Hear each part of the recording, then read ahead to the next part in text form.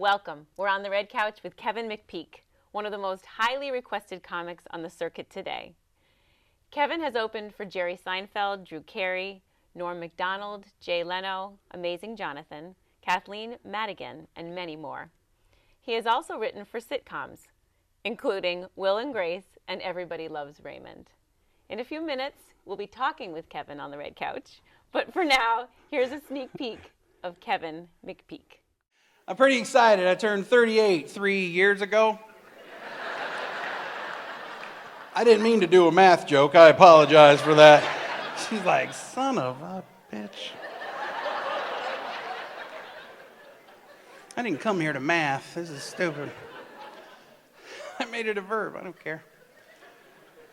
So, right away, my dad, he started giving me dad advice. He's like, Kevin, you're almost 40. You need to go see your doctor, get a complete physical. I go in there, my doctor's like, you're 38, let's get you up on the scale.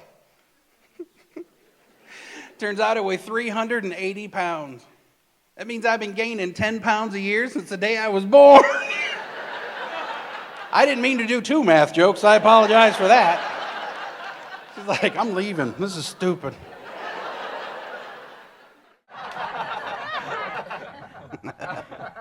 That's one of my favorite bits. So we have a whole different thing today. Today we have a live audience. They're right there. I know. Hi. There we go. So you write a lot of your own jokes. All of my own jokes. All of your own jokes. I've never used anyone else's joke on stage. So where do you get your inspiration? Life. As a comic, when you're young, you carry around a notebook and you write everything down because you think, oh, that'll be funny and that'll be funny. And then as you get like 20 years in the business like me, you just start to remember stuff. And then what you realize is you basically take anything, you throw it in the stew. That's what I call it. Put it in your mind. Let it bounce around some. And then if it comes out, it was meant to be on stage. But if you forget it, then it probably wasn't that great. Do you know what I mean? Does that make sense? Yeah. So you're just like, you throw it in the stew, let it come out. So that's normally where it comes from. It's just life happening around you. So you always keep your antennas up just to make sure you're not missing anything. But so you also, you tell us a lot of stories, right? Mm-hmm. Do you think you have to be a good storyteller in order to be a good comedian? To be the kind of comedian I am, yeah, you do, yeah, because that's what I do. Right. But there are people like Rodney Dangerfield. He was a one-liner guy. He talks about he did a joke where he said, my wife was such a bad cook, all the flies chipped in to get the screen fixed. You know what I mean? So he was that kind of, you know what I mean? So he wasn't telling stories, he was just bouncing from joke to joke to joke. Right. So. Right. But you've even taken classes. You took a class with Stephen King. Writing course, yeah. Yeah, this is just after I started doing stand-up, but I thought I was going to be more of a writer than anything else. And I did this seminar with Stephen King. Do we all know who Stephen King is? The horror guy? So it was like $5,000 or some ridiculous amount of money. And I'm like, you know what? It's worth it. He's one of the best writers in the world. Yeah. So we're all sitting there, and there's like 2,000 of us in this auditorium. He walks out in a flannel shirt, jeans, work boots, and he's got a six-pack, but he's drinking one and carrying the other. He gets up to the podium, and he sets it down, and he looked at all of us, and he goes, so y'all want to be writers, huh? And we're all like, yeah. He goes, you should all be home writing. And he walks off stage. And we're all like, what? Like, everybody's like, where do we get our money back? Like, how do we? But then he came back out, and it turned into like the most incredible experience of my life because he was just teaching us so much. In a 4-hour period, it was a master's class in writing. He was just like, you want to do this and make sure that, just structure. And he taught a great thing about minutia. I think we talked about once before, but in minutia, like everything in the world, every play, song, screenplay, anything you're ever going to do writing-wise has a beginning, a middle, and an end. And so many people don't pay attention to that. And then each section of those, like each beginning has a beginning, a middle, and an end. And then each one of those little sections has a beginning, a middle, and an end. And the more you can keep track of that and keep pushing the minutia, the better your writing will be. So that's what he really taught us was, be very cognizant of everything that you're doing. Like, don't just throw words out to hear them or write them. So. All right, so you've been a comic for more than 20 years. 1992 I started. Okay, so more than 20. So We're doing math now. let's end it there. But when you first started, I know you've been performing for a long time. Did you ever have that stage fright or that anxiety? Well, you do to a certain extent because you're trying something new. But I mean, I was an entertainer before I got into stand-up. I went to a performance school, and I was a drummer, and I have a degree in percussion and all that.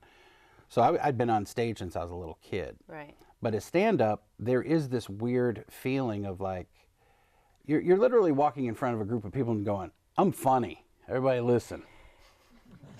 And the first thing people do is like, you better be. You know what I mean? Because it's like if somebody walks up and tells you, I want to tell you a joke, that's different than someone telling you, I have a really funny joke. Because if they say it the second way, you're like, we'll see. It better be funny, you know. But so you do have that anxiety. I never had the stage fright that was like crippling. Mm-hmm. Although, like sometimes when you first start out, you get in front of a crowd that hates you. That would be terrible. Yeah, like I walk out. I don't swear on stage, so I walked out in front of a bar one time, and we were doing a one-nighter, and they were basically just all drunk truck drivers. So me not swearing was not in their wheelhouse. They were like, why aren't you swearing? Like, so they were just staring at me, and my mouth got so dry. Like I was like, I thought I was going to swallow my tongue. I was making those like popping noises. And so I've done that a few times, but I never had that crippling fear because I'd been on stage since I was a kid, but I've seen it happen. Right, you said you when you teach people and when you help them, when you guide them, or during what is it called, the open mics? Open mics, yeah. And there was a woman. Oh, yeah, in Oklahoma City. It was her first time on stage. She was 45 years old. And she'd wanted to try it her whole life, so she goes up on stage. And she's doing her act. And she's got 3 minutes or 4 minutes. But she has no idea of like timing or waiting for the laugh or anything. She's just plowing through material. Yeah. So she goes, so my husband leaves his socks on the floor and I have to pick them up. And then one time I was doing the dishes, and right in the middle of one of her sentences, she almost threw up. Like she was so scared, she's like, oh. And then she just paused and went, and so when I got and like she just went on like that didn't happen. I was rolling, laughing in the back. Everyone else felt bad for her. I'm like, that's the funniest thing ever. Because she just like yacked, like, and then when I did the dishes, I cut my hair. It's like, oh. That's beautiful. She just didn't even, she's like, all she knew was get to the end. That was great. So what advice did you give her? Go up on stage as much as possible. When I first started doing stand-up, there was an open mic in Toledo, Ohio. I lived in Monroe, Michigan, and there was an open mic in Toledo, which was 30 minutes away. And they only did one a week. It was Tuesday night. So Wednesday, Thursday, Friday, and Saturday, I would pay $7 to go into the movie theater in my hometown early. And I would walk down front and I would go, hey, everybody, I'm a stand-up comic. And before the movie starts, I'd just like, if it's okay. So I did stand-up in front of people who were, eating popcorn and, That's a great idea. Yeah, well, it seems like it is, but then you do it. And everyone's like, why is this guy talking? And they're all waiting for you to sell them something. Yeah, like, pass around a hat and collect money. So if I could get you to fill out these Amway forms. But it was just like, and so I did that. And then I did it for like 2 weeks, and then the manager like caught me, like not caught me. Oh, but you like, hadn't asked permission to do this? No. Oh, okay. No. I figured I paid to get in. I can do whatever I want. You know what I mean? Like. So I was down front, and then I did, and the only thing was like I didn't swear, and I didn't do anything even remotely dirty. Like everything was, very. Yep.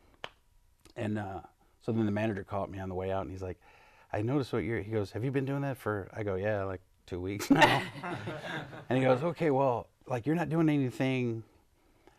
And basically, I think what he was trying to tell me was make sure whatever jokes you're doing are equivalent to the movie we're showing. Like if it's R-rated, you can be R-rated, but if it's PG, right? You know what I mean? It's like, a Disney movie. Yeah. Like I had to work Disney clean in front of those audiences, but like I never did that. I mean, I always just went to regular movies. But after about a month, he actually just let me do it. I would show up and he would go, if you want to do, then you can sit through the movie. So he was really, really nice. So that's I mean, and that was just of making it happen. It's like one of those things where. Yeah, I'll say that was a great idea. You just got to step up and start finding a way to get in front of people. I like how you use so many facial expressions. Like that's like one of your signature things. So how did you develop that, and how does it contribute to kind of the quality of a joke? Well, I mean, on stage, the biggest thing is there's two ways to say something. Like if I say, you guys are a great audience. If I say, you guys are a great audience, that it feels real the second time, right? It's not.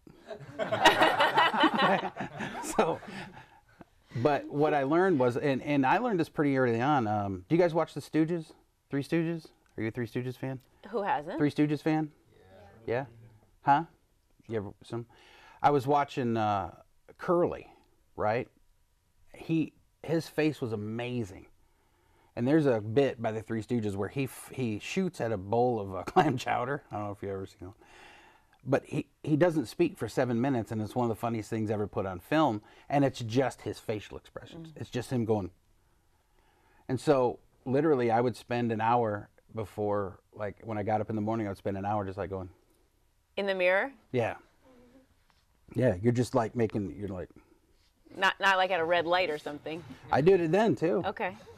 Like sometimes you look over and someone's picking their nose and you're just like. You try to give them the face so they know exactly what you're. Or when someone's like easing towards you on the road, you ever do that when you're driving? Someone starts to slowly go into your lane. You're like, hey. I don't even hit the horn for some reason. I just I knock on the windshield and yell at them, hey. And when you go by, you're like. So I've been using my face since I was, 20 years ago. It's very effective. Well, I appreciate that. And I also like and appreciate, and I'm wondering why there's no candy here, but you usually bring candy. I do, and it happened by accident. A few years ago, I was handing out candy, and for some reason, like something happened in our subdivision where our subdivision was on a different schedule. Was this Halloween? Yeah. Okay, good. For trick or treating. I was about to say trick or treating. I was about to get there. So our subdivision was on a different schedule, but we were still doing trick or treating on Halloween. So I bought all this candy and I was sitting on the front porch by myself like an idiot. And there's like 17-year-olds walking by like, what are you doing? I'm like, here's some candy. So, just trying to give it away. Here, anybody, call a cab. Here's some candy, go. So like I had this huge pile of candy and then I had this plastic pumpkin. And so I was working a club that night, so I brought it to the club with me to hand out to the waitresses and the staff. And I was like, everybody take candy. So then I brought it on stage just as a joke. So it wasn't originally part of your act? First time, no. Okay. First time I ever did it, it was just as a joke. I brought it up and I had it on stage and some girl laughed and I go, hey, you get candy. And then some other girl goes, I want candy. I'm like, that's how you don't get candy. So you punish her. Yeah. I go, I reward good behavior. You sit there quiet and have fun, you get candy. And then it became weird, like when guys wanted candy. I don't know why it was odd to me. Yeah. Did I you give I it want to him? candy. I'm like, what? I'm uncomfortable handing out candy to men. I don't know why. And grown men is like, oh, all right. How But about it was a biker. He was like, I want candy. How about You get what you want, dude. There you go. You can have a so pumpkin. you gave him the whole Yeah, thing? he gets the pumpkin. Take that with you. So how about like when people get up in the middle of your act? Do you give them candy for that? Well, it depends. Like if they're going to poop. Mm-hmm. That's a specific Yeah. thing. And it can't just be going. Like if they come back, I'm like, that's a good girl. You know what I mean? Like I'll give them. I am never going to leave in your audience. So I'm like, and then I tell the audience, you got to give them a treat when they go like that. Otherwise, they'll go anywhere. But so I do. I give candy out if you. But like hecklers, like I've had people, I want candy. I'm like, that's how you don't get candy. So what do you do? Okay, I want to talk about hecklers, not just hecklers that want candy, but just hecklers that are in the audience. How do you deal with that? Well, you get better at it as time goes by. Like there was a time when I would almost you feel like this tightening in your stomach. Yeah. Because you feel like they have a chance to actually do damage to the show. But then what I do now is like I don't trade with hecklers like I used to. Like he would put me down, I'd put him down or whatever. Now I literally will be like, why did you come to the show just to ruin the show? You say that to him? Yeah. I go, I'm working just like the waitress is working, or I'm like, that's the equivalent of like when the waitress like trying to trip the waitress as she walks by. You know what I mean? Like, I made her drop her drinks. This is great. I'm like, you're here to, why are you trying to screw this up? You know? And then some things like Last Comic Standing years ago, they did a thing where they had a comic sit at a table and then they set up this small stage and they had a comic heckle another comic. And that broke my heart because I was like, just don't teach people to heckle. You know, if you're coming to the show, just enjoy the show. Yeah. Because really, stand-up comedy is the only place people heckle. Yeah. It's not like, you don't ever see anybody, you know, Macbeth, you suck. You know what I mean? Like, it's not. That rarely happens. The opera. Yeah. You're the worst. You know, it's like taking rock salt to the ice capades. You know what I mean? It's like throwing some out there and, oh, I made him trip. Like, why would you do that? You came here to watch me skate. Yeah. You came here to watch me do jokes. Why are you trying to stop me? Right. It's my job. So does it work when you do that? It works 99% of the time. And then if that doesn't work, usually it's time for them to go. Because sometimes they're just so drunk they don't get it. Right. You know, they're just so like, then I'm the center of the world. Like, and bachelorette parties are bad for that. Oh, yeah. They're really bad. Like, they'll show up and it's like, there's 400 people here, but talk to us the entire time. Right. You know, and you're like, no, I'm trying to entertain an entire building. So it's that's the worst part, is like when I don't understand the mentality of it. But I've been an entertainer since I was a kid, so it would never cross my mind to, you know, it would be like someone walking in here right now and like kicking the cameras and knocking stuff around and going, ha! Yeah. See how hard it is to do your job? You know what I mean? Like, yeah, we That's do. just wrong. Thanks. You know what I mean? So. You have a hard enough job. I mean, this traveling thing, like, you know, we were on the phone, you were driving. We were on the phone another time. You're driving another long, long distance. 600 miles, yeah. So this is your lifestyle. Yeah, I'm a truck driver. I just drop off jokes and move on to the next town. So, but how is that to be on the road all the time? Sometimes it's fun. Like, I've seen amazing things, you know, just driving, you know. And then sometimes you get bored on the road, and so every billboard interests you. You know what I mean? You're like, wow, the biggest ball of string. I should pull over and see that. You know what I mean? Like, you're just trying to get off the road. Like, you're so tired. And then other times you have like a deadline. Like, the worst part for me was Sunday I had a show. Yeah. And then Les McGurty was nice enough to let me come and stay in the condo for 2 days before Wednesday, which was my first show. So I didn't really have to be here until Wednesday. Right. So driving a long distance without a reason to be there. That was like heaven. No, it was brutal. Oh. I would much rather have a destination, because driving without, I was just like, I'm going to pull over and get a Coke. Get back out on the road, 4X. Because I'm going to get an orange. I didn't get an orange. I don't want to get scurvy. I better get an orange. And then it's just like, oh, big ball of string. It's like, you know, like you're constantly pulling over. But I thought you meant it would be relaxing because you would think so. You don't have to rush anywhere. Right, but you hate being in the car so much after a while that you're looking for any reason to get out of the car. Yeah. Like, I was in a traffic jam and I just parked it, turned it off, and like had a picnic in the median. You know, people are like, I had a bunch of food in my cooler, and I brought my cooler out there, and other people were getting out. They're like, are we allowed to get out of our cars? I'm like, I don't know, we'll figure it out. So you set the tone for the traffic jam. And then it was so funny because people are like, are you selling stuff? I'm like, no, yeah. You can have a peanut butter jelly sandwich with 2 bites out of it. 87 cents. So it was, well, like, I remember one drive, though, I did from Detroit to Laredo, Texas. And it was 24 hours. And it should have been a 2-day drive, but I forgot about the gig. And then they called me the day before, and they were like, we're looking forward to seeing you tomorrow. I'm like, yeah, me too. Holy crap. And I'm running out. I had to drive 24 hours. Wow. And after 17 hours, the Care Bears are in the passenger seat. And you're just like, when do you guys want to drive? I'm getting a little tired. And it's just like, ugh. And you start to fool yourself. Like, you do this little thing where you go like, I'll just close my eyes for like 10 seconds. 10 seconds? 1, 2. You do that shock awake. Yeah. You're like, wait, what happened? What? Like, I've woken up like because my head hit the horn. Yeah. All right. What happened? I fell asleep once. I saw a bridge, an overpass, like 2 miles ahead. Mm-hmm. And I was like, huh. And I woke up when I went under it. I was like, let's not do that anymore. And I got chased by a tornado in Oklahoma.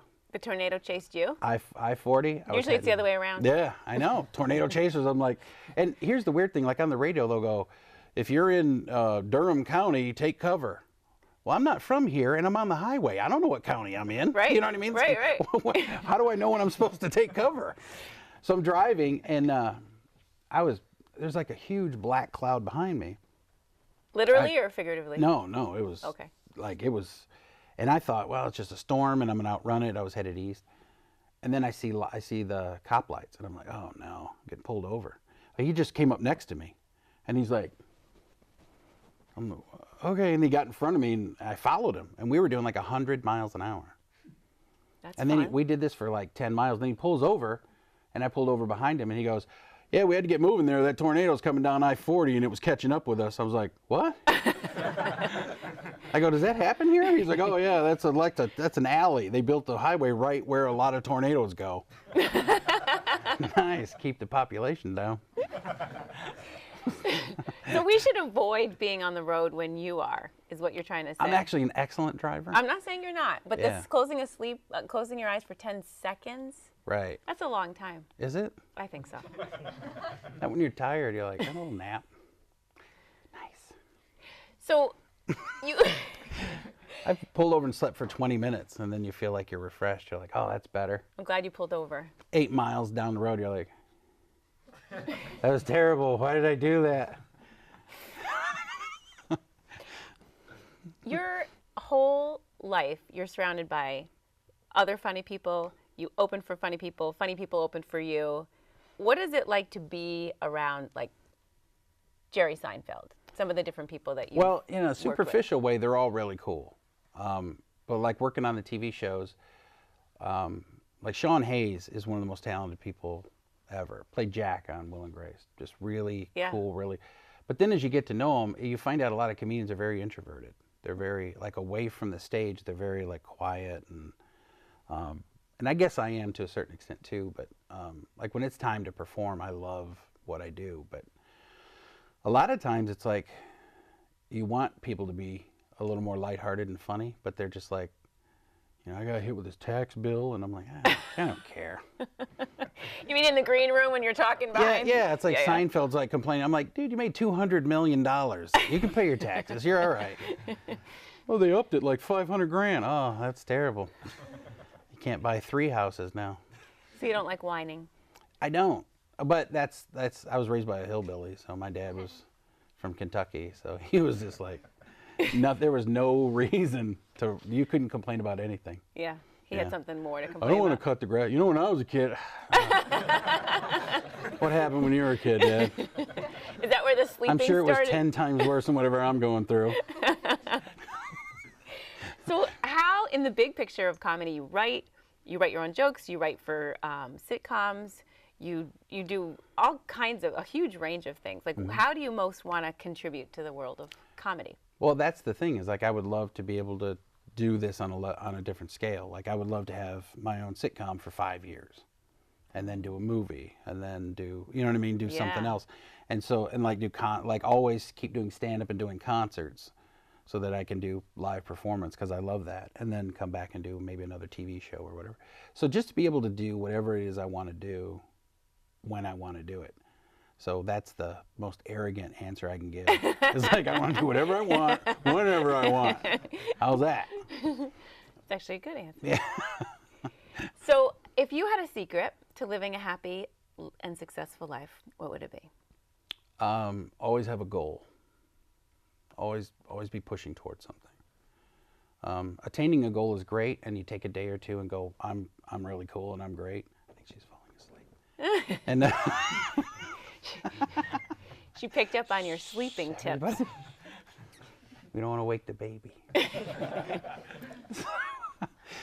Yeah, just make sure, like follow your dreams. And I know that's a very cliche thing to say, but I was in a car crash that ended my music career, and I didn't know what else I wanted to do. And we'd always had stand-up comics opening for bands that I was in, because I was a jazz musician. So guys like Larry Miller and Seinfeld and people like that are like Paul Reiser, the guys that were on TV now, they opened for us. And I used to stand on the side of the stage and go, I'd like to try that. Well, when I was in a hospital bed and I was bleeding out, I mean, they didn't know if I was going to make it. And I thought, why didn't I try that? Why didn't I try that? Why didn't I try that? And it's not to say that you're going to be fearless, because you're not. But sometimes it's okay. It's like, it's okay to be afraid to do something, but don't let it stop you from doing something. So even if you got to do it afraid a few times, you'll get through that. And that's the part I don't think anybody ever tells anyone. It's like, you want to try something new? Go ahead. And if you show up and you're terrified, that's okay. Just keep moving forward, because it's going to get easier. Same with like stand up or just about anything. I mean, you know, I knew I was teaching a kid guitar, and he was a really good guitar player. And he told me, he said he always wanted to be a singer. I'm like, okay, well, you can sing. You know, did someone tell you you're not allowed to sing? And he was like, well, no, but I don't know if I'm a good singer. I go, how do you think you're going to find out? Right. You got to sing, you know? So very slowly I had him singing in our lessons. And it turns out he was, you know, he sings in Nashville now. He's a background singer in Nashville. Like, he turned out he had an incredible voice. But he was afraid to sing because everyone had always told him, "Don't, what are you singing for?" You know what I mean? He had those kind of parents, like, were very, you know, negative. But it was, and I was blessed with good parents. I mean, my parents have always been very supportive of everything I've done. But if you can, follow your dreams. And even if you have people telling you it's the wrong thing, if you know it's the right thing for you, stay the course. Now, that doesn't mean live in a refrigerator box because you can't make a living, but always keep your dreams in mind and keep moving toward, because that's the only thing that makes you happy. Everything else is, you know, you'll find yourself finding it in your 50s. You'll be like, all right, now I got to write a novel, because I've wanted to write a novel my whole life and I didn't because I was afraid. You know what I mean? So just get at it and stay after it. That's what makes me happy anyway. Kevin, thank you for making us laugh. I had a great time. It was such a pleasure to have you. And you as well. I had a great time. Thanks so much. Thank you for joining us. On the red couch.